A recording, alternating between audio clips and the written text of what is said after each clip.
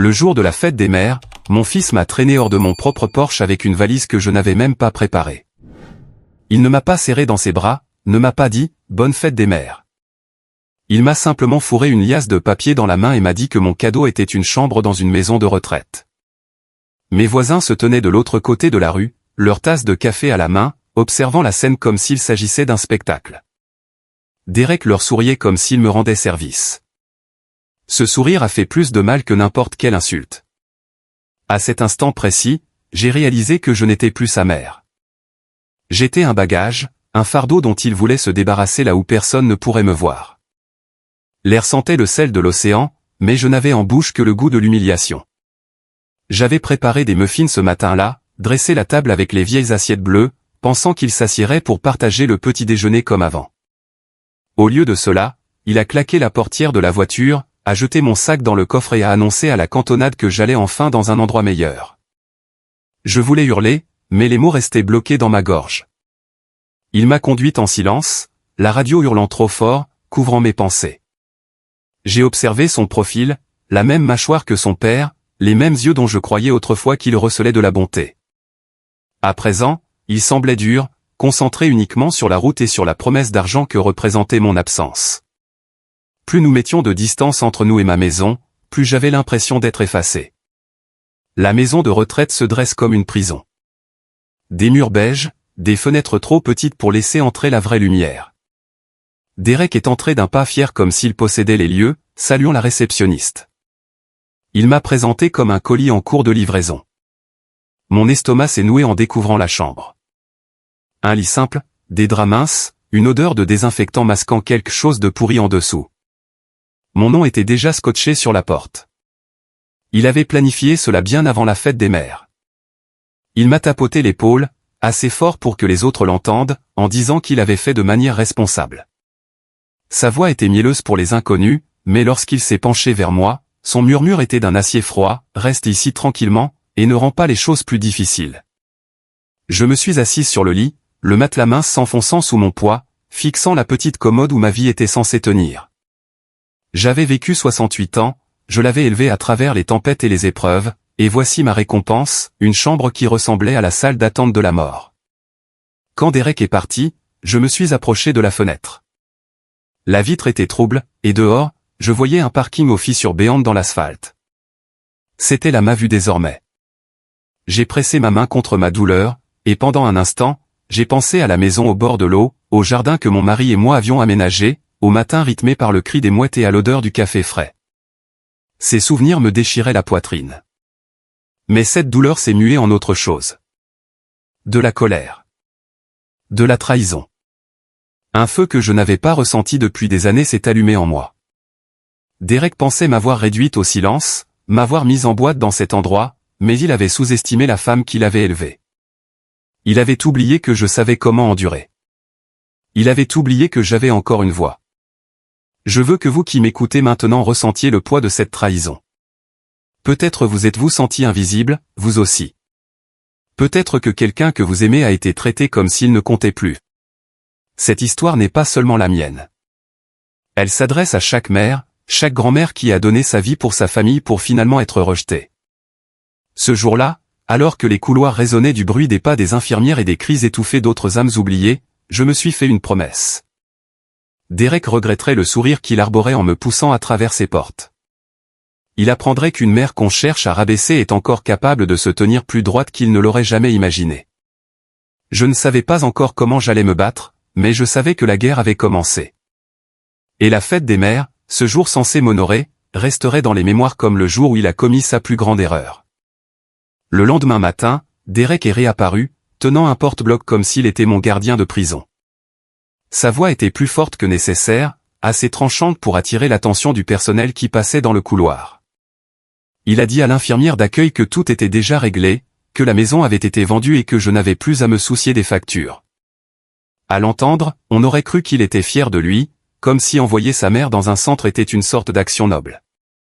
Je me suis figé lorsque l'infirmière m'a remis un dossier de documents. Tout en haut se trouvait la photocopie de l'acte de propriété de ma maison, marqué comme vendu. Mes yeux ont parcouru l'encre noire, et mon nom y figurait, écrit à côté du sien, sauf que ce n'était pas mon écriture. Je connaissais chaque courbe de ma propre signature, et c'était là une imitation maladroite. Ma main tremblait si fort que le papier bruissait. Derek s'est approché, son murmure glissant à mon oreille, inutile de lire. C'est fait. La maison n'est plus à toi. Les mots m'ont frappé plus fort que la bousculade de la veille.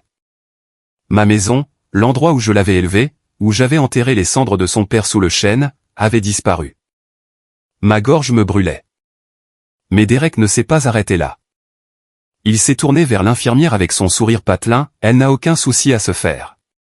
Nous nous occupons de tout. Veillez simplement à ce qu'elle s'installe bien ici. Je voulais hurler, déchirer ses papiers en deux, mais mon corps refusait de bouger. Je suis resté immobile sur le bord du lit étroit, serrant les documents, fixant cette grossière contrefaçon. Derek a ajusté sa cravate et a jeté le porte-bloc sur la commode comme une ultime insulte, je reviendrai dans quelques jours pour voir comment tu vas. Essaie de ne pas faire d'histoire. Quand il est parti, le silence est retombé, pesant. Mon estomac s'est noué tandis que je pliais le dossier pour le glisser sous le mince matelas. J'entendais encore ses pas s'éloigner dans le couloir, son assurance résonnant à chaque enjambée. Il me croyait vaincu. Il pensait que j'étais trop faible pour me battre. Mais à l'intérieur, la colère commençait à me griffer les côtes. Plus tard cet après-midi-là, une aide-soignante est entrée pour prendre mes constantes. Elle était jeune, le regard fatigué mais doux. Elle a jeté un coup d'œil au papier qui dépassait du matelas et m'a regardé d'un air interrogateur, sans mot dire. J'ai soutenu son regard, et quelque chose est passé entre nous.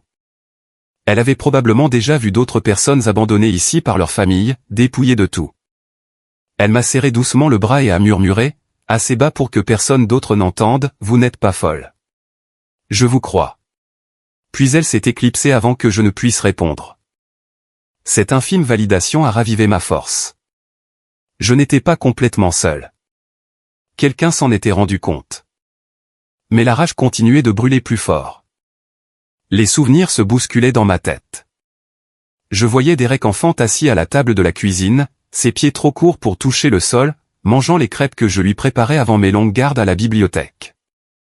Je me souvenais des nuits passées à coudre ses costumes d'Halloween, des kilomètres parcourus à pied pour qu'il puisse avoir la voiture pour les bals du lycée, des bijoux que j'avais vendus pour payer ses frais de scolarité. Chaque sacrifice défilait devant l'image de lui se tenant debout, décrétant que ma maison était désormais la sienne. La nuit est tombée et je suis resté éveillé, écoutant les bruits de l'établissement. Des portes qui se fermaient, des gémissements de patients, des chariots qui grinçaient. C'était le cœur des vies oubliées. Mon esprit refusait de trouver le repos. J'ai repris les papiers falsifiés, passant mes doigts sur l'encre. Il avait vendu la maison dans mon dos, se vantant comme s'il était un héros, et pire encore, il l'avait fait publiquement. Il m'avait réduite à un simple obstacle sur le chemin de son confort. J'ai pensé aux voisins qui nous regardaient le jour de la fête des mères, leurs yeux oscillant entre pitié et incrédulité alors que Derek me trimballait comme un animal encombrant. J'imaginais les commérages qui parcouraient déjà la ville, me décrivant comme impuissante, dépassée, cette humiliation me blessait plus profondément que la perte de ma maison. Il m'avait volé ma dignité. À l'aurore, j'arpentais la petite pièce, la colère me serrant la poitrine à chaque pas. Mon reflet dans le miroir de la salle de bain m'a fait tressaillir. Mes yeux n'avaient plus leur douceur. Ils étaient durs, acérés, méconnaissables. J'ai touché la vitre et j'ai murmuré, c'est fini. Quand Derek est revenu cet après-midi-là, son arrogance a franchi le seuil de la porte avant lui. Il a souri en me voyant debout plutôt qu'assise. J'espère que tu t'adaptes, a-t-il dit avec une fausse sollicitude. Je l'ai coupé, d'une voix ferme, que as-tu fait du chêne? Son sourire s'est effacé une seconde avant de réapparaître. Ne t'inquiète pas pour l'arbre. Les nouveaux propriétaires vont probablement le couper. Ces mots m'ont transpercé. Ce chêne abritait les cendres de mon mari, notre histoire, notre vie. Le couloir est devenu silencieux. Quelques membres du personnel s'attardaient à proximité, faisant semblant de pas écouter. Le masque de Derek s'est fissuré sous leurs yeux. Il s'est approché, baissant la voix, si tu fais des histoires, si tu dis un seul mot de tout cela à qui que ce soit, je m'assurerai que tu ne sortes jamais d'ici. C'est à ce moment-là que j'ai su qu'il avait peur de moi, même s'il refusait de l'admettre. Sa menace n'était pas un signe de pouvoir. C'était du désespoir. Il pouvait vendre la maison, mais il ne pouvait pas m'effacer. Pas encore. Et plus il insistait, plus je sentais le sol se dérober sous ses pieds. Je l'ai laissé repartir sans ajouter un mot. Mais en moi, la tempête s'était formée. Je n'étais pas seulement trahi. J'étais armé de la vérité, et bientôt, tout le monde verrait Derek tel qu'il était réellement. Je me suis allongé sur le matelas rigide ce soir-là, l'acte falsifié serré dans ma main, écoutant les sons creux de la maison de retraite. Une femme au bout du couloir appelait quelqu'un qui ne venait jamais. Des roues grinçaient sur le linoléum tandis qu'une aide-soignante poussait un chariot devant ma porte. Chaque bruit me rappelait que j'avais été déposé dans un endroit où les gens étaient oubliés, où les noms de famille étaient de moins en moins prononcés jusqu'à disparaître. Derek avait choisi cet endroit délibérément. Il voulait m'effacer. Mais alors que je fixais le plafond, j'ai senti un changement s'opérer en moi. Le choc s'était dissipé. Ce qui restait était une colère si vive qu'elle perçait le brouillard du désespoir. À l'aube, alors que la faible lumière du jour traversait la vitre trouble, ma décision était prise. Je ne laisserai pas Derek me réduire au silence. Cet après-midi-là, il est revenu, entrant dans la pièce comme un homme d'affaires qui vérifie un investissement. Il s'est appuyé contre la commode, les bras croisés, m'observant avec un sourire qui me défiait de lui résister. Je me tenais près de la fenêtre, me forçant à soutenir son regard. « Alors, comment se passe l'adaptation » a-t-il dit, sur un ton assez doux pour que l'infirmière dehors l'entende. J'ai sorti la liasse de papier du matelas et je l'ai tendue. Cette signature n'est pas la mienne. Son sourire s'est figé une demi-seconde avant de se muer en amusement. Il a fait un pas vers moi et m'a arraché les papiers des mains, les froissant négligemment. « Personne ne te croira » a-t-il murmuré à voix basse. « Tu es vieille, fatiguée et déjà rangée dans un coin. Tout le monde pense que je suis le fils formidable qui a fini par faire le choix difficile. » Ces mots m'ont frappé comme des coups, mais je n'ai pas bronché. L'aide-soignante de la veille est passée devant la porte, son regard passant de moi à Derek. J'y ai décelé une lueur de compréhension, le témoin silencieux de sa cruauté. J'ai forcé ma voix à rester calme. « Tu penses avoir gagné, mais tu m'as sous-estimé. » Il a laissé échapper un rire moqueur, c'est qu'elle est. « Tu n'as pas de maison, pas d'argent, pas de pouvoir. Qu'est-ce que tu t'imagines pouvoir faire ?» J'ai laissé le silence s'étirer, le regardant s'impatienter. Il s'attendait à des larmes, des supplications, de la soumission. Au lieu de cela, il s'est heurté à un mur de fureur. La tension s'est fissurée, et pour la première fois, j'ai vu une lueur d'incertitude dans ses yeux. Quand il est parti, je me suis assise sur le bord du lit et j'ai serré mes mains l'une contre l'autre pour les calmer. Les souvenirs ont afflué. Derek a 10 ans, son sac à dos trop lourd. Moi marchant à ses côtés sous la pluie pour qu'il ne se sente pas seul. Derek a 18 ans, debout avec son diplôme, ma fierté débordante tandis que j'applaudissais à m'en couper le souffle. Tout l'amour que je lui avais donné me revenait à présent comme le carburant d'un sentiment bien différent. S'il pensait que l'âge m'avait affaibli, il allait apprendre à quel point il se trompait. Ce soir-là, la tempête en moi s'est déchaînée. Je me suis levé, arpentant la pièce, me murmurant que je ne mourrais pas ici.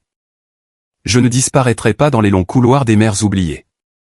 J'ai repassé ses mots, ses menaces, sa façon de sourire aux inconnus tout en crachant son venin sur moi en privé. Il avait construit son projet en supposant que j'étais impuissante. Cette hypothèse causerait sa perte. Le lendemain matin, j'ai attendu près du téléphone public situé près du poste des infirmières, guettant le moment où le couloir se viderait. La jeune aide-soignante l'a remarqué, a hésité, puis m'a glissé un morceau de papier dans la main avec un numéro écrit dessus. Appelez-la. C'est une journaliste. Faites-moi confiance. De retour dans ma chambre, j'ai composé le numéro d'un doigt tremblant. Quand une voix chaleureuse et posée a répondu, j'ai ressenti un immense soulagement. C'était Hélène, une amie de l'époque de la bibliothèque qui travaillait désormais pour le journal local. Je lui ai tout raconté d'une voix rapide et pressante, la signature falsifiée, la vente soudaine de la maison, la façon dont Derek avait mis en scène mon départ comme un acte généreux. Elle m'a écouté sans m'interrompre, puis a dit qu'elle viendrait, en prétendant rendre visite à un parent. Apporte ce que tu as. Nous ne laisserons pas cette affaire s'étouffer. Quand j'ai accroché, ma poitrine se soulevait entre la terreur et l'excitation. Pour la première fois depuis que Derek m'avait forcé à franchir ses portes, je sentais le contrôle revenir entre mes mains. Plus tard ce jour-là, Derek est revenu, cette fois accompagné de sa femme. Elle affichait une supériorité arrogante, jetant un coup d'œil autour de la pièce comme si elle inspectait un bien immobilier. Derek parlait fort, s'assurant que le personnel à proximité l'entende. Nous voulions simplement vérifier que maman s'installe bien. Nous savons que c'est le meilleur endroit pour elle. Sa femme a renchéri, la voix dégoulinant de mépris. Elle a l'air assez confortablement installée, et vraiment, c'est mieux ainsi. Nous avons nos propres vies. Mes ongles se sont enfoncés dans mes paumes, mais j'ai esquissé un mince sourire. Oui, je vois bien que vous avez vos propres vies. L'atmosphère s'est tendue. Derek m'a jeté un regard d'avertissement, le genre de regard qui me réduisait au silence lorsqu'il était un adolescent colérique. Mais je n'avais plus peur de ce regard. Quand ils sont partis, j'ai repris la liasse de papier sous le matelas, lissant les plis que Derek y avait écrasés. Mes yeux ont parcouru la signature tremblante, cette tentative frauduleuse de m'imiter. J'ai murmuré dans la pièce silencieuse, « Tu as commis une erreur. Tu as oublié qui t'a appris à lire. » Ce soir-là, les couloirs étaient agités. Quelqu'un pleurait au bout de la galerie, et je suis resté éveillé, les papiers étalés sur mes genoux. Mon cœur battait la chamade, non pas de peur, mais avec la clarté de la résolution. Derek pensait m'avoir enterré vivante dans cet endroit. Mais ce qu'il avait réellement fait, c'était me libérer de l'illusion que le silence préservait l'unité de la famille. Je ne me battrais pas pour la maison, ni même pour le chêne sous lequel reposaient les cendres de mon mari, mais pour chaque mère qui avait été traitée comme un objet jetable une fois son utilité passée. Au matin, mon plan était prêt. L'arrogance de Derek m'avait offert l'opportunité dont j'avais besoin. Il pensait m'avoir dépouillé de toutes mes armes, mais il m'en avait laissé une, ma voix, et j'étais prête à m'en servir. Je me suis réveillé avant le soleil, le corps endolori par le matelas mince, mais l'esprit plus aiguisé qu'il ne l'avait été depuis des années. L'acte falsifié reposait à plat sur mes genoux, preuve de la trahison de Derek. Ma colère s'était muée en quelque chose de plus dur, de plus précis. La veille, je m'étais fait une promesse, mais ce matin, j'étais prête à agir. Le couloir à l'extérieur de ma chambre était calme. Les infirmières chuchotaient, les résidents se traînaient, mais sous tout cela, je sentais battre le rythme régulier de ma décision. J'ai sorti mon vieux sac en cuir de dessous le lit et j'ai fouillé au fond de la doublure. Mes doigts ont effleuré quelque chose que j'avais presque oublié. Une feuille de papier pliée, adoucie par le temps. C'était une page du journal de mon mari, qu'il m'avait laissé après sa crise cardiaque il y a des années. Les mots étaient tremblants mais fermes, « Protège la maison. Ne laisse personne prendre ce que nous avons construit. » Cette simple phrase était tout le carburant dont j'avais besoin. Derek ne m'avait pas seulement volé, il avait profané la dernière promesse faite à l'homme que j'avais enterré. En milieu de matinée, j'ai agi. Je me suis glissé dans le couloir au moment de la relève du personnel et je me suis dirigé vers l'espace commun où se trouvait le téléphone public. Ma main tremblait légèrement en composant le numéro de Hélène. Quand sa voix a résonné, calme et posée, c'est comme si le sol se stabilisait sous mes pieds. Je lui ai parlé des papiers falsifiés, de la façon dont Derek m'avait exhibé ici comme un meuble de rebut. Elle m'a écouté sans dire un mot, et quand j'ai eu fini, elle a dit « Apporte ce que tu as. Je te retrouve ce soir. » Le plan s'est dessiné rapidement dans mon esprit, mais cela signifiait aussi que je devais empêcher Derek de réaliser que je n'étais plus brisé. Cet après-midi-là, il est revenu avec un sachet de biscuits industriels, comme si ce geste faisait de lui un fils attentionné. Sa femme le suivait, jetant des regards de dégoût autour d'elle. Derek a posé le sachet sur la commode, puis m'a jeté un regard appuyé, « J'espère que tu t'adaptes. Cet endroit est sûr. Nous avons fait ce qu'il y avait de mieux. » J'ai pesé ces mots lentement, calmant ma respiration. J'ai croisé son regard, le ton calme mais tranchant, j'ai vu l'acte. Ma signature a été falsifiée. Son sourire s'est effacé. Pour la première fois, le regard de sa femme a vacillé. Derek a ri de bon cœur et a secoué la tête, « Tu dois être confuse. Les vieux documents peuvent sembler étranges. » Il s'est tourné vers l'aide-soignante à proximité, jouant pour son public, elle est très stressée en ce moment. Parfois, elle interprète mal les choses. Je me suis avancé, refusant de reculer, je connais mon écriture. Ce n'est pas ma signature. L'aide-soignante s'est figée, prise entre le devoir et la sympathie. Le masque de Derek s'est vissé. Sa voix est devenue basse, venimeuse, arrête ça. Tu vas te ridiculiser. J'ai soutenu son regard, la mâchoire serrée, tu t'en es déjà chargé pour moi.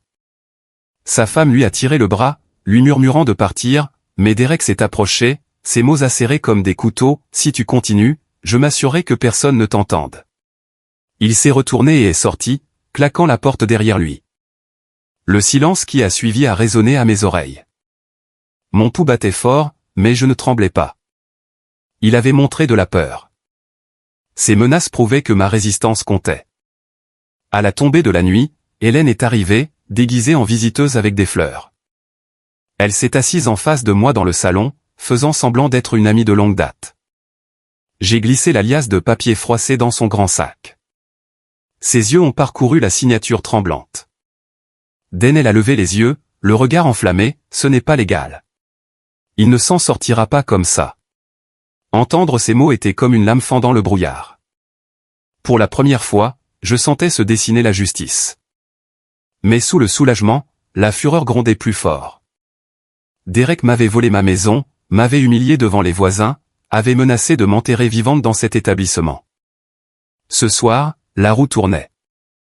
Plus tard, seul dans ma chambre, j'ai repassé son sourire, son mépris désinvolte pour ma vie. J'ai pressé la page du journal de mon mari contre ma poitrine et j'ai murmuré une promesse, il paiera, pas en secret, pas dans l'ombre, mais devant tout le monde. Mon corps était fatigué, mais mon esprit bouillonnait. J'imaginais Derek à la mairie, riant parmi ses amis, jouant les hommes respectables. Je me voyais là, debout, tenant la vérité comme une arme, lui arrachant son masque. Cette pensée me faisait bouillonner le sang. L'humiliation qu'il m'avait infligée lui serait rendue avec les intérêts. Je suis resté à la fenêtre jusqu'à minuit, la lueur des lumières du parking tachant la vitre. Mon reflet me renvoyait l'image d'une femme plus âgée, marquée par le temps, mais pas brisée et plus forte. Demain ne ressemblerait pas à aujourd'hui. Demain serait le premier pas pour détruire le projet de Derek, pièce par pièce, jusqu'à ce qu'il ne reste plus que sa honte. Le lendemain matin, l'air dans la maison de retraite semblait plus lourd, presque électrique. Le bruit avait commencé à courir discrètement parmi le personnel que quelque chose clochait dans les papiers que Derek avait fournis. Hélène avait déjà pris des copies, et elle m'avait promis d'agir, mais je savais que l'attendre en silence redonnerait l'avantage à Derek. J'en avais fini avec le silence. Vers le milieu de la journée, l'article est apparu en ligne. Le titre était incisif et sans pitié, un homme de la région accusé d'avoir forcé sa mère âgée à entrer en maison de retraite pour vendre la maison familiale. Le papier contenait chaque détail, la signature falsifiée, la vente soudaine, le spectacle qu'il avait donné le jour de la fête des mères. Mon nom y figurait en toutes lettres, de même que le sien. L'information s'est propagée dans la ville plus vite qu'une tempête. Quand Derek a fait irruption dans ma chambre cet après-midi-là, j'ai su qu'il l'avait vu. Son visage était crispé, son sourire d'assurance balayé. Il a claqué la porte derrière lui et sa voix a fusé comme un coup de fouet, « Que as-tu fait ?» Je n'ai pas bougé de ma chaise près de la fenêtre. J'ai laissé sa fureur envahir la pièce avant de répondre, j'ai dit la vérité. C'est tout. Il arpentait la pièce, s'arrachant les cheveux, marmonnant des jurons à voix basse, « Tu penses que cela te rend noble ? Tu penses que quelqu'un va croire une vieille femme aigrie ?» Ces mots étaient des couteaux, mais ils glissaient sur moi désormais. Je me suis penché en avant, d'une voix ferme, ils le croient déjà. Ils sont en train de le lire en ce moment même. Il s'est arrêté de marcher, son regard se faisant plus sombre, tu n'as pas idée de ce que tu as commencé. Je peux t'enterrer ici. Je peux m'assurer que personne ne t'écoute plus jamais. Je me suis levé lentement, chaque os de mon corps me faisant souffrir, mais l'esprit plus fort qu'il ne l'avait été depuis des années, tu m'as sous-estimé, Derek. Tu pensais que je resterais silencieuse. C'était ton erreur. Le silence qui a suivi était lourd, seulement rompu lorsque la jeune aide-soignante de la veille est apparue dans l'embrasure de la porte, les yeux écarquillés. Derek s'est tourné vers elle, lui ordonnant de partir, mais elle est restée immobile. J'ai vu de la peur sur son visage, mais aussi de la défiance. Elle avait lu l'article, elle aussi. Ce soir-là, Hélène a appelé l'établissement, sa voix perçant les grésillements du vieux téléphone. Elle m'a dit que le journal préparait déjà un article de suivi, cette fois avec des citations directes des membres du personnel qui avaient été témoins du comportement de Derek. Elle m'a demandé si j'étais prête à témoigner publiquement en personne. Je n'ai pas hésité, oui. Le lendemain, le salon de la maison de retraite était bondé de résidents, de membres du personnel et d'habitants de la ville. Hélène avait organisé cela comme une réunion de quartier, mais tout le monde savait ce qu'il en était réellement. J'étais assise à l'avant, mes mains serrées l'une contre l'autre, l'acte falsifié sur la table à côté de moi. Derek a fait irruption au milieu de la séance, suivi de sa femme, le visage pâle de panique. Il a immédiatement haussé le ton, couvrant les murmures ambiants, tout cela n'est que mensonge. Elle est confuse. Elle ne sait pas ce qu'elle dit. Je me suis levé, le corps tremblant mais la voix claire, mon fils a vendu ma maison en utilisant une fausse signature. Il m'a enfermé ici pour me réduire au silence. Il a souri à mes voisins en me poussant à travers ses portes. Voilà le fils que j'ai élevé. Des murmures de stupeur ont parcouru la salle. Le visage de Derek est devenu rouge de colère. Il s'est jeté en avant, le doigt pointé vers moi, tais-toi immédiatement. Hélène s'est levée rapidement, brandissant un petit enregistreur, tout le monde ici mérite d'entendre ce que vous disiez quand vous pensiez que personne n'écoutait. Elle a appuyé sur lecture, et la voix de Derek a rempli la pièce, froide, détachée, quand elle mourra, on vend tout. On prend l'argent et on passe à autre chose. La salle a explosé. Certains criaient leur incrédulité, d'autres murmuraient des injures. La femme de Derek a reculé, en larmes, alors que le masque tombait. Il a tenté de s'emparer de l'enregistreur, mais 2 membres du personnel se sont interposés. Sa voix s'est brisée, désespérée à présent, cet enregistrement ne vaut rien. Elle a déformé mes propos. Mais le mal était fait.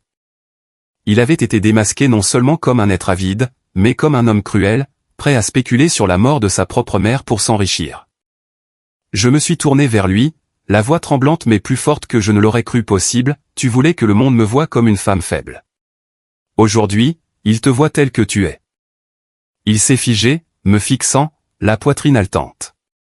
Pour la première fois, j'ai vu de la peur. De la vraie peur. Le contrôle lui échappait, et il le savait. Hélène a refermé son carnet d'un geste sec, cette histoire ne fait que commencer, et la vérité ne s'effacera pas. La foule s'est dispersée en chuchotant, les flashs des chaînes de télévision locales crépitant, le personnel murmurant. Derek est resté seul, le poids de sa chute pesant sur ses épaules. Je me suis rassise, le pouls battant la chamade. L'humiliation qu'il m'avait infligée le jour de la fête des mères lui avait été renvoyée, doublée, magnifiée et marquée au fer rouge dans sa réputation pour toujours. J'ai regardé les papiers falsifiés, puis le visage de Derek, pâle et tordu par la rage. Pour la première fois depuis des semaines, j'ai ressenti de la satisfaction. Il me voulait invisible. Au lieu de cela, j'étais devenu le miroir qui lui montrait ce qu'il était réellement. La réunion publique avait ébranlé Derek, mais il était loin d'en avoir fini. Je le voyais dans ses yeux alors que la foule se dispersait, que les gens chuchotaient et le pointaient du doigt. Il ne se laisserait pas faire sans réagir. L'orgueil et l'avidité lui servaient d'armure depuis trop longtemps, et les lui retirer ne faisait que le rendre plus dangereux. Ce soir-là, il est revenu à la maison de retraite. Ses pas lourds ont résonné dans le couloir avant même qu'il n'atteigne ma porte. La jeune aide-soignante qui m'avait discrètement soutenu a tenté de l'arrêter, mais il l'a bousculé, entrant dans ma chambre comme un possédé. Sa voix a envahi l'espace, tranchante et venimeuse, tu penses m'avoir humilié? Tu crois que cet article pathétique et un enregistrement bon marché vont me détruire? J'étais assise sur la chaise près de la fenêtre, le dos droit, à l'attendre. Il s'attendait à de la peur. Au lieu de cela, il s'est heurté à mon regard calme. Tu t'es détruit toi-même, Derek. Chaque mot était le tien. Il a ri amèrement, passant une main dans ses cheveux, arpentant la pièce comme un animal en cage, tu es vieille et aigrie. Personne ne se souviendra de tes paroles. On se souviendra de moi, le fils qui a pris ses responsabilités. Il s'est retourné brusquement, pointant un doigt tremblant vers moi, je t'ai offert le confort. Je t'ai offert des soins. Et c'est ainsi que tu me remercies. Je me suis levé lentement, m'appuyant sur la coudoir, mais stable, tu m'as donné des chaînes. Tu m'as exhibé comme un déchet devant les voisins. Voilà ton cadeau. Son visage s'est tordu, la fureur brisant les derniers restes de contrôle qu'il possédait. Il a saisi la chaise sur laquelle j'étais assise et l'a projetée contre le mur. Le bruit a résonné dans le couloir, provoquant des cris de surprise parmi le personnel qui passait. Sa femme est apparue dans l'embrasure, pâle et désespérée, le suppliant d'arrêter, mais il l'a ignorée. Ses yeux se sont posés sur moi, sauvages et brûlants. « Tu penses pouvoir me faire honte ?» a-t-il hurlé, s'approchant, les poings serrés. « Tu n'es rien sans moi. » J'ai senti mon cœur battre la chamade. Mais je suis restée droite. La peur qui m'avait autrefois réduite au silence avait disparu. J'ai opposé de l'acier dans ma voix à sa rage, « Je ne suis rien à cause de toi. Je suis tout malgré toi. » Les mots l'ont frappé plus fort que n'importe quel coup. Il a vacillé, le corps tremblant, son masque s'effondrant. Puis, dans un accès de colère aveugle, il s'est jeté sur moi. La jeune aide-soignante s'est précipitée, appelant à l'aide. Mais la main de Derek s'est refermée sur mon bras, me repoussant violemment contre la commode. Une douleur vive a traversé mon épaule, mais je n'ai pas crié. J'ai plongé mes yeux dans les siens, le forçant à voir le reflet de sa propre violence. Le personnel a envahi la pièce. 2 hommes l'ont écarté, mais il se débattait, hurlant des insultes, me crachant sa fureur comme si chaque mot pouvait effacer la vérité qui se propageait déjà dans la ville. Sa femme s'est effondrée contre le cadre de la porte, en larmes, incapable de le défendre plus longtemps. L'infirmière en chef, sévère et inflexible, a ordonné à Derek de sortir. Il s'est débattu jusqu'à l'arrivée de la sécurité, qui l'a traîné dans le couloir tandis que sa voix résonnait derrière lui, « Elle ment. Elle veut me détruire.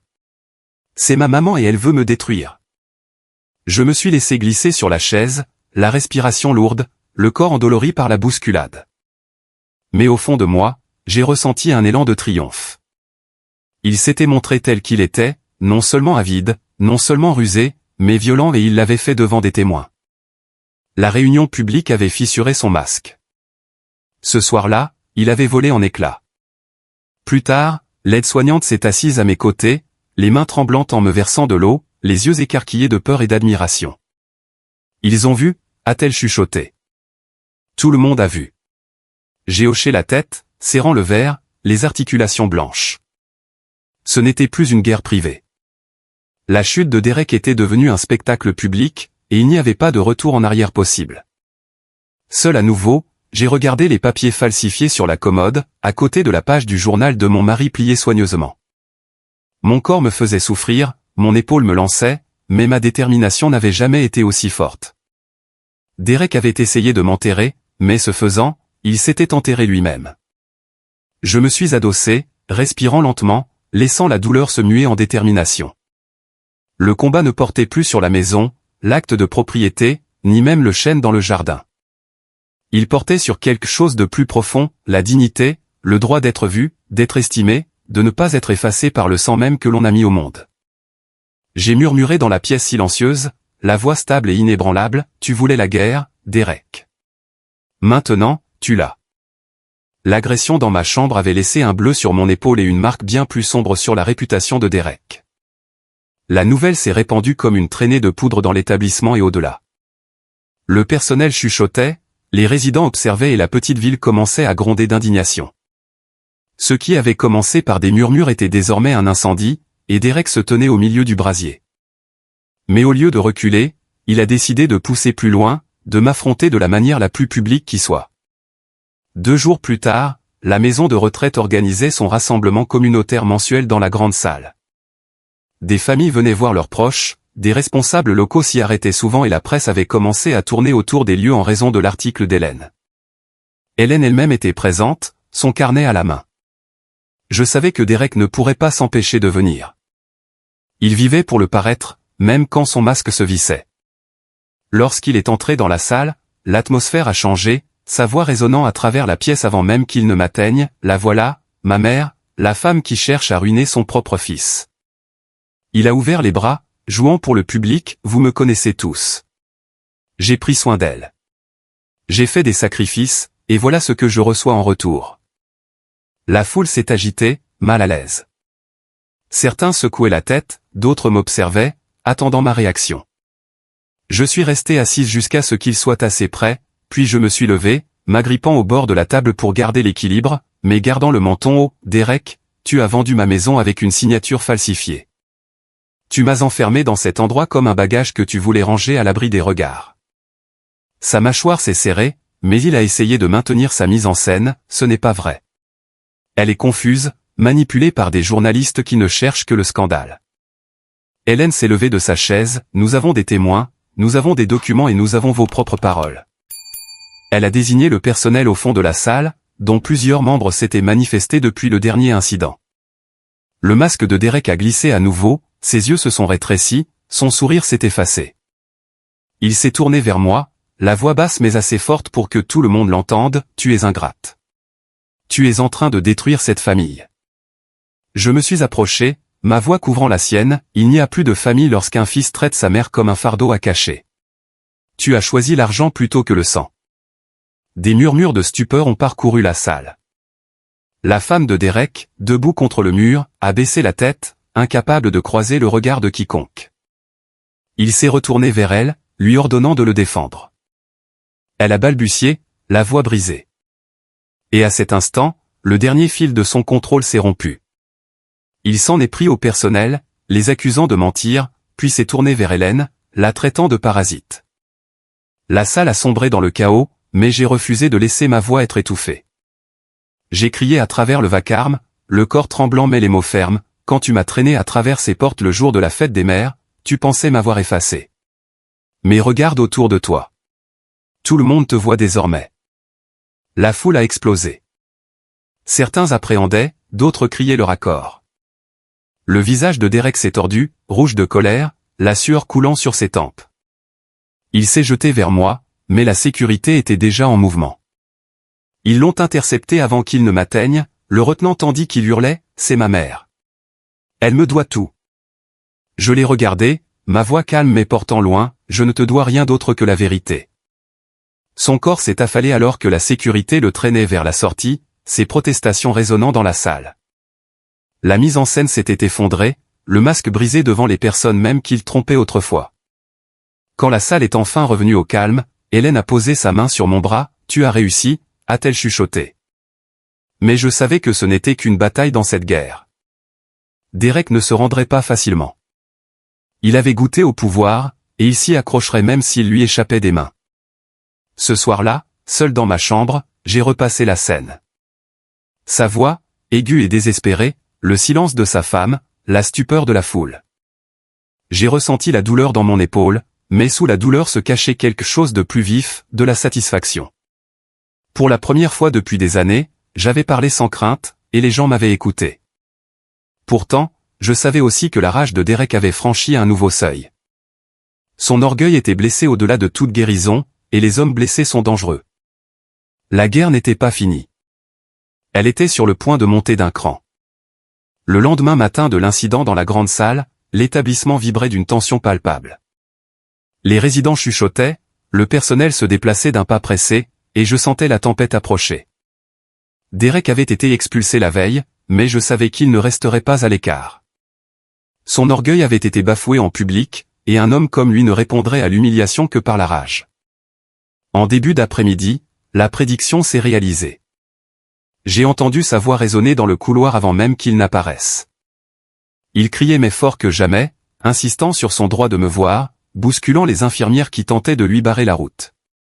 Lorsqu'il a fait irruption dans le salon où j'étais assise, son visage était tordu, déformé par la fureur et le désespoir. Il m'a pointé du doigt, sa voix tremblant de venin, « Tu penses que c'est fini? Tu crois pouvoir te moquer de moi ?» Je me suis levé, le corps endolori, mais la voix ferme, « Je ne me suis pas moqué de toi. Tu t'en es chargé toi-même. » Ses poings se sont serrés, tout son corps tremblant. Autour de nous, les résidents se sont figés. Le personnel a retenu son souffle, personne n'osant bouger. Sa femme le suivait, son maquillage coulant, les yeux écarquillés de honte et de terreur. Elle a murmuré son nom comme une supplique, mais il l'a écarté. Derek s'est approché, pointant son doigt vers ma poitrine, « Je t'ai tout donné. Je t'ai nourri, logé, soigné, et tu me rembourses par la trahison. » J'ai laissé ces mots résonner, puis j'ai répliqué avec la vérité qui tranchait plus net que n'importe quelle accusation, « Tu ne m'as rien donné d'autre que des chaînes. Tu as volé ma maison. Tu t'es moqué de ma vie. Et tu as essayé de m'enterrer vivante dans cet endroit. » Des murmures de surprise ont parcouru la pièce. La rage de Derek a basculé dans la folie. Il s'est jeté en avant, me saisissant le bras si fort que j'ai senti le bleu se former instantanément. Sa voix s'est brisée dans un cri, « J'aurais dû faire ça plus tôt. J'aurais dû te réduire au silence avant que tu ne tournes tout le monde contre moi. Avant que quiconque ne puisse l'arrêter, il m'a repoussé en arrière. Mon corps a heurté le bord de l'escalier qui descendait vers la salle de loisirs. Pendant un instant, le monde a basculé. Puis j'ai senti que je tombais. Une douleur fulgurante m'a transpercé lorsque j'ai heurté les marches, mon bras se tordant sous moi, le souffle coupé. Des cris ont rempli l'air. Le personnel s'est précipité. Les résidents criaient et la jeune aide-soignante qui m'avait toujours surveillé a couru à mes côtés. Elle a crié pour qu'on appelle la sécurité, ses mains tremblant alors qu'elle tentait de me relever. Ma vision s'est troublée, mais à travers le brouillard, j'ai vu de loin Derek, figé en haut des escaliers, la poitrine haletante. Il était enfin allé trop loin, et l'horreur sur le visage de sa femme montrait qu'elle le savait, elle aussi. C'est alors que retentit le son qui scella le destin de cette affaire, le garde de sécurité diffusait l'enregistrement de la caméra du couloir, montrant clairement les mains de Derek me poussant. La séquence s'est propagée instantanément sur les téléphones et les écrans, capturée par les membres du personnel qui filmaient le chaos. Son acte n'était plus une rumeur ou une accusation. C'était la vérité indéniable gravée en pixels, lue et relue à l'infini. Allongé sur le sol, le bras me lançant et le corps endolori, j'ai pourtant senti un sentiment de victoire m'envahir. Il s'était démasqué complètement. Le fils qui prétendait protéger sa mère était désormais marqué comme l'homme qui avait tenté de la détruire. La sécurité s'est saisie de lui, le traînant dehors tandis qu'il criait frénétiquement, elle a trébuché. C'était un accident. Elle ment pour me ruiner. Ses paroles sonnaient creux, étouffées par les images qui défilaient sur les écrans. Les résidents le pointaient du doigt, le personnel chuchotait avec colère et sa femme s'est effondrée sur une chaise, pleurant de manière incontrôlable. Alors qu'on me hissait sur une civière, j'ai croisé le regard de Derek une dernière fois. Son visage était vidé de l'assurance arrogante qu'il affichait depuis des années. À la place se lisait de la panique, le regard d'un homme qui regarde sa vie entière s'effondrer.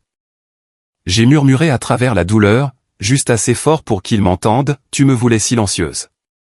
À présent, le monde entier m'entend.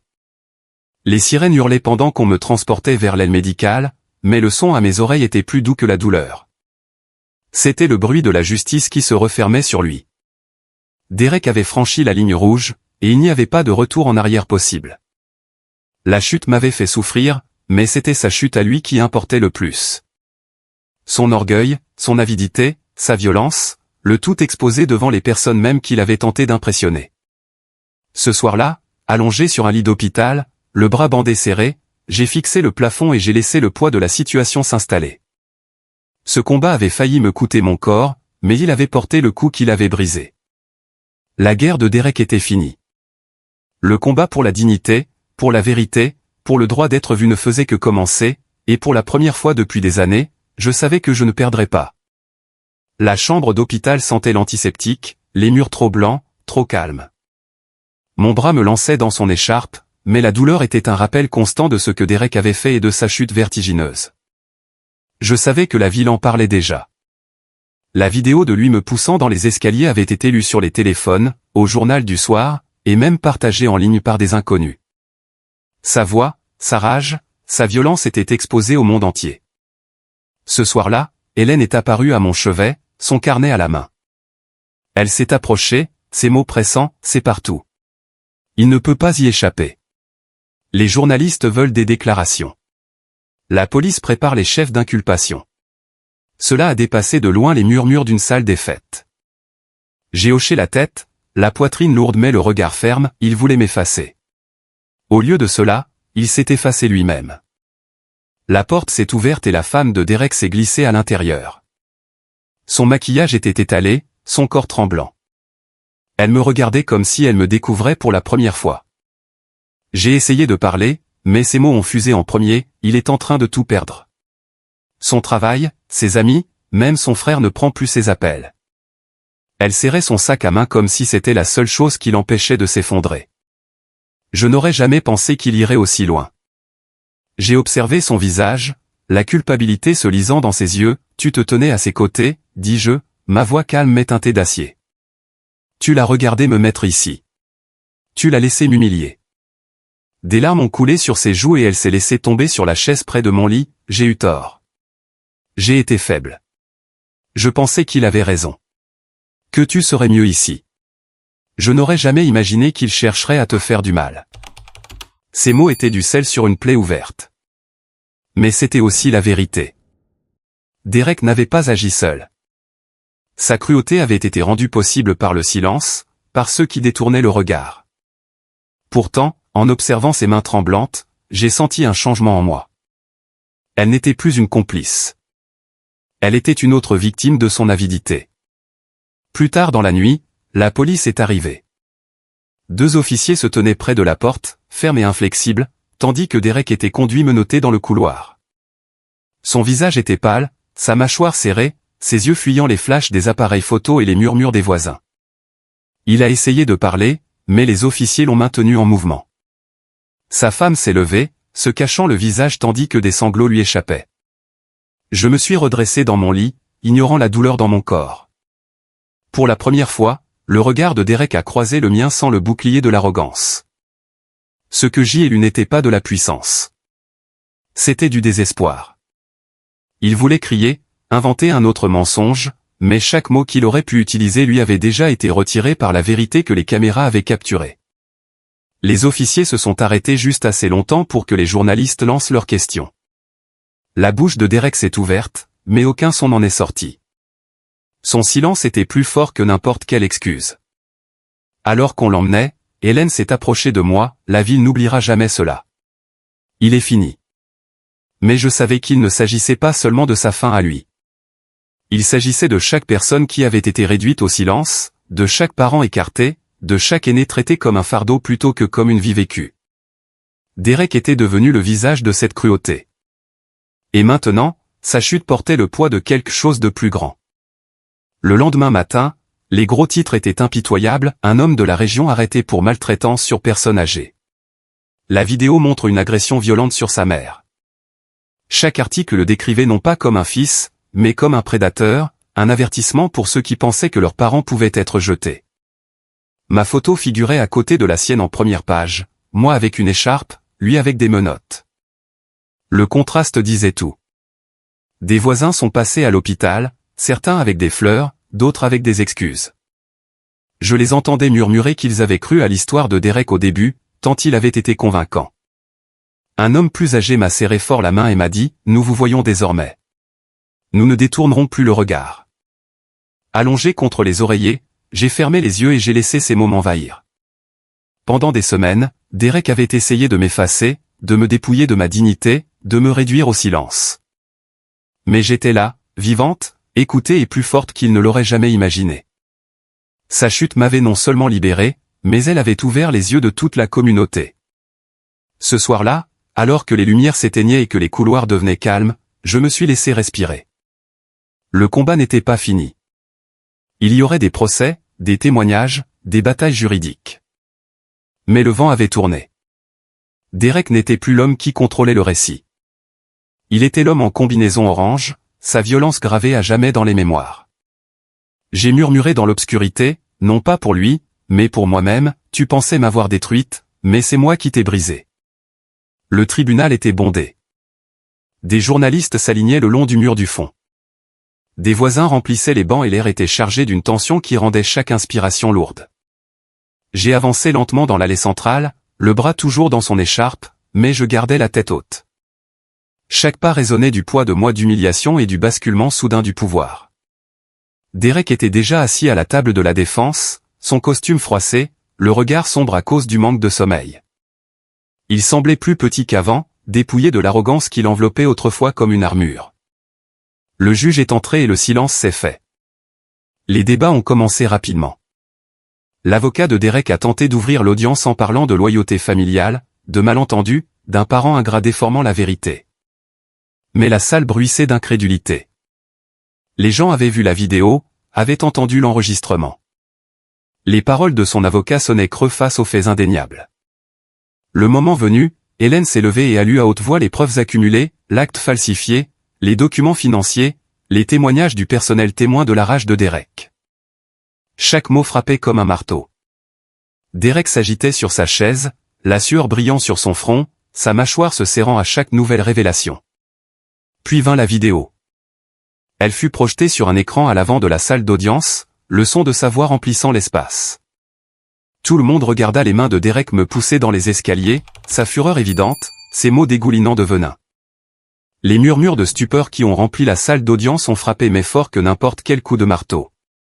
Le juge s'est penché en avant, le regard noir, et les épaules de Derek se sont affaissées comme si le poids de ses actes venait de l'écraser. J'ai été appelé à témoigner. Le greffier m'a prêté serment et je me suis tenu debout devant la salle, le cœur calme mais les mains tremblant légèrement. J'ai regardé le juge, puis l'assemblée et enfin Derek. Ma voix n'a pas tremblé, le jour de la fête des mères, mon fils m'a traîné hors de chez moi. Il a falsifié ma signature, a vendu ma maison et m'a enfermé dans un endroit où il pensait me réduire au silence. Il appelait cela du soin. C'était de la trahison. Je lui ai donné ma vie et en retour, il a tenté de m'effacer. Cette pièce n'est pas seulement à propos de moi. Il s'agit de chaque mère, de chaque père qui a été traité comme un fardeau. Nous ne sommes pas des fardeaux. Nous ne sommes pas jetables. Derek voulait que le monde croie que je n'étais rien. Mais aujourd'hui, le monde voit la vérité. J'ai tourné mon regard vers lui. Derek m'a fixé en retour, la bouche serrée, les yeux vitreux. Pour la première fois, il ne pouvait pas détourner le regard. J'ai laissé le silence s'étirer, mes mots s'imprégnant dans les murs de la salle d'audience. Le procureur s'est levé, s'appuyant sur ma déclaration avec précision, Derek n'était pas un homme dépassé par les responsabilités. Il était calculateur, manipulateur et dangereux. Il avait volé, il avait menti, et une fois démasqué, il avait recouru à la violence. L'affaire ne portait plus sur de la paperasse ou de la propriété. Elle portait sur de la maltraitance, sur la dignité des personnes vulnérables, sur la vérité de ce qu'il était réellement. L'avocat de Derek a tenté de le sauver avec des témoins de moralité, mais chaque tentative s'est effondrée lors du contre-interrogatoire. Des anciens collègues ont admis qu'il avait toujours été colérique. Des voisins ont murmuré qu'il affichait de l'argent qui ne lui appartenait pas. Sa femme, pâle et brisée, a apporté le témoignage final qui a tout scellé. Sa voix s'est brisée lorsqu'elle a admis qu'elle était restée sans réagir pendant qu'il me forçait à entrer en maison de retraite. Elle a pleuré en confessant qu'elle avait été complice, mais qu'elle n'avait jamais imaginé qu'il chercherait à me faire du mal. La salle d'audience a basculé, chaque regard se posant sur Derek tandis que les larmes de sa femme confirmaient ce que le monde savait déjà. Au moment des plaidoiries finales, le sort de Derek était scellé. Il était affalé, sa cravate desserrée, ses mains crispées sur la table comme si elles pouvaient l'empêcher de sombrer. Son avocat a marmonné une faible demande de clémence, mais l'assistance est restée insensible. Les mots du juge ont résonné comme de l'acier, les preuves sont accablantes. L'accusé est reconnu coupable de maltraitance sur personne âgée, de falsification de documents et d'agression. La sentence reflètera non seulement les crimes commis, mais aussi la cruauté avec laquelle ils ont été perpétrés. Le marteau a frappé et la salle d'audience a bruissé de commentaires. Les journalistes écrivaient frénétiquement. Les voisins secouaient la tête et la femme de Derek s'est effondrée en sanglots. Derek lui-même s'est figé, la bouche entr'ouverte, le visage pâle. Il m'a regardé une dernière fois, les yeux écarquillés par un mélange de haine et de désespoir. Je n'ai pas bronché. J'ai soutenu son regard, ferme, jusqu'à ce que le bailli pose sa main sur son épaule et l'emmène me noter. En cours de route, la lumière du soleil a frappé mon visage, chaude et vive. Pendant des mois, j'avais vécu sous le poids de la trahison, de l'humiliation et de la peur. Aujourd'hui, j'avais regardé ce poids glisser sur les épaules de l'homme qui l'y avait placé. La chute de Derek était complète, non pas parce que je l'avais détruit, mais parce qu'il s'était détruit lui-même. Alors que la foule se dispersait, je suis resté sur les marches, respirant profondément, laissant le bruit s'estomper. Le combat pour ma dignité avait été mené en public. Et la victoire n'était pas seulement la mienne. Elle appartenait à chaque personne qui avait été réduite au silence, à chaque aîné traité comme un moins que rien. Derek était parti, mais la vérité restait, lumineuse et inébranlable. Le tribunal s'est vidé, mais le bruit du verdict résonnait encore dans mon esprit. Coupable. Ce mot portait le poids de chaque bleu, de chaque humiliation. De chaque nuit passée à me demander comment mon propre fils avait pu me trahir. Pourtant, alors même que le bruit du marteau du juge s'estompait, je savais qu'une dernière confrontation m'attendait. Elle ne devait pas se faire devant des caméras ou une salle comble. Elle devait se faire face à face, dépouillée de tout public et de toute mise en scène. 2 jours plus tard, la police a organisé une brève rencontre. On m'a conduite dans la salle des visites, les murs gris, l'air lourd de cette odeur de désinfectant et de sueur. La vitre de séparation nous séparait, un combiné de téléphones suspendus de chaque côté. Derek était assis là, déjà dans sa combinaison orange, les mains menottées. Il paraissait plus vieux qu'il ne l'avait été depuis des semaines, les épaules voûtées, les yeux creux. Pour la première fois, je voyais mon fils sans l'armure de l'arrogance. Il a décroché le combiné lentement, la voix brisée et rauque, « Tu m'as détruit ». J'ai pressé le combiné contre mon oreille, la main ferme, « Non, Derek, tu t'es détruit toi-même ». Sa mâchoire s'est serrée et ses yeux se sont baissés vers la table, je voulais la maison. Je voulais l'argent. J'en avais assez de travailler et de trimer pendant que tout le monde semblait s'en sortir. Sa voix est devenue plus aiguë, je pensais que je méritais plus.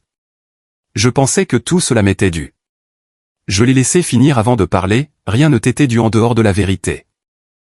Et la vérité, c'est que l'amour n'est pas une transaction. Tu avais une mère qui t'a donné tout ce qu'elle avait. Tu as décidé que ce n'était pas suffisant. Il a frappé du poing contre la table, faisant teinter les chaînes à ses poignets. Tu te crois si vertueuse? Tu ne m'as jamais vu. Tu n'as jamais remarqué à quel point je détestais me sentir petit. Tout le monde avait plus que moi, et je devais me contenter de miettes. Ma poitrine s'est serrée, mais j'ai gardé une voix ferme, j'ai remarqué. J'ai remarqué chaque fois que tu as menti, chaque fois que tu as laissé l'amertume te dévorer tout entier. J'ai remarqué le garçon qui me tenait la main autrefois et l'homme qui a choisi de laisser l'avidité remplacer l'amour. Ses yeux se sont remplis de larmes, mais la colère a repris le dessus, je suis ici parce que tu voulais m'humilier. Tu voulais te venger. Je me suis penché en avant, le visage tout près de la vitre, je voulais la justice. Tu t'es humilié toi-même le jour où tu m'as traîné à travers ces portes. Tu t'es trahi toi-même en imitant mon nom. Tu t'es condamné toi-même en me poussant dans ces escaliers. Pendant un instant, le silence s'est installé entre nous. Ses lèvres tremblaient, ses yeux s'agitant comme un animal traqué. Puis sa voix s'est brisée dans un ton presque enfantin, « Je ne pensais pas que tu te battrais. » Ces mots m'ont blessé plus profondément que n'importe quelle insulte. J'y ai vu la vérité. Il avait cru que j'étais faible, que l'âge m'avait dépouillé de toute volonté. Il avait confondu l'endurance avec la soumission. J'ai parlé doucement, la voix empreinte d'acier, « Tu t'es trompé. » Il a baissé la tête, les épaules tremblantes, sa voix retombant dans un murmure, « Qu'est-ce qui va m'arriver maintenant ?» J'ai laissé le silence s'installer, puis j'ai répondu, « Ce n'est pas mon choix. C'est la conséquence du tien. » Le garde a signalé la fin de la visite, mais j'ai gardé les yeux sur lui tandis que je reposais le combiné. Derek a levé la tête, les larmes coulant sur son visage, la bouche ouverte comme pour parler à nouveau, mais aucun mot n'est sorti. Les chaînes ont tinté tandis que le garde l'emmenait, et pour la première fois de ma vie, je ne l'ai pas suivi du regard. En sortant de l'établissement, l'air extérieur m'a semblé vif, presque purificateur. Je savais que le procès avait été la fin publique, mais cela en était la fin privée. Derek avait plongé ses yeux dans les miens et s'était vu mis à nu, non pas un fils, non pas un soignant, non pas un homme aux commandes, juste un être humain brisé par sa propre avidité. La douleur dans mon épaule me lançait tandis que je marchais, mais en dessous se cachait quelque chose de plus stable, de plus fort. Cette histoire ne portait pas seulement sur sa chute. Elle portait sur la réappropriation de ma propre voix, sur le fait de rester debout même lorsqu'il avait tenté de m'ensevelir. Alors que la voiture s'éloignait, j'ai fermé les yeux et j'ai laissé s'installer la vérité finale. Le combat s'achevait. Ce qui restait était le chemin vers la guérison, l'espace où la rédemption et la justice allaient se rencontrer. Et dans cet espace, je déciderais de la façon dont l'histoire de ma vie continuerait, libre de son ombre. Les jours qui ont suivi la sentence se sont écoulés dans le calme, presque de manière déroutante. La ville, autrefois en ébullition à cause des commérages et des gros titres, a commencé à s'apaiser. Des voisins qui chuchotaient autrefois avec suspicion m'accueillaient désormais avec chaleur. Les personnes même qui avaient détourné le regard quand Derek m'exhibait pour m'emmener à la maison de retraite venaient maintenant avec des fleurs, des repas, des excuses qui semblaient maladroites mais sincères. Je les acceptais, non pas parce que j'avais besoin de leur pitié, mais parce que je savais que la vérité avait été vue, et cela comptait plus que n'importe quelle excuse. La maison de retraite m'a libéré peu de temps après. Hélène m'a conduite dans un petit appartement qu'elle m'avait aidé à trouver. C'était modeste, propre, avec de grandes fenêtres laissant entrer la lumière du soleil.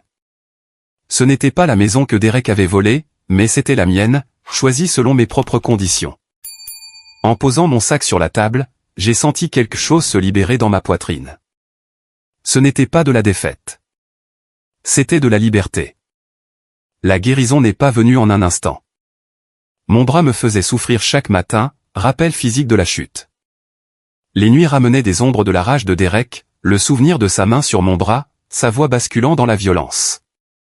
Mais chaque jour, le poids diminuait. J'ai commencé à marcher le matin, lentement d'abord, puis plus longtemps, respirant l'air sans craindre d'être épiée ou réduite au silence. Des lettres ont commencé à arriver, certaines de parfaits inconnus qui avaient lu des articles sur l'affaire, d'autres de personnes des villes voisines. Des femmes plus âgées écrivaient au sujet de leur propre fils ou fille, de la peur d'être écartées, de la solitude de se sentir invisible. Certaines me remerciaient d'être restées debout, d'avoir parlé alors qu'elles ne le pouvaient pas. Je lisais chaque lettre, les larmes embrumant parfois les mots, et j'ai réalisé que cela dépassait de loin le cas de Derek. Il s'agissait de nous tous, de chaque parent luttant pour être vu comme un être humain plutôt que comme un fardeau.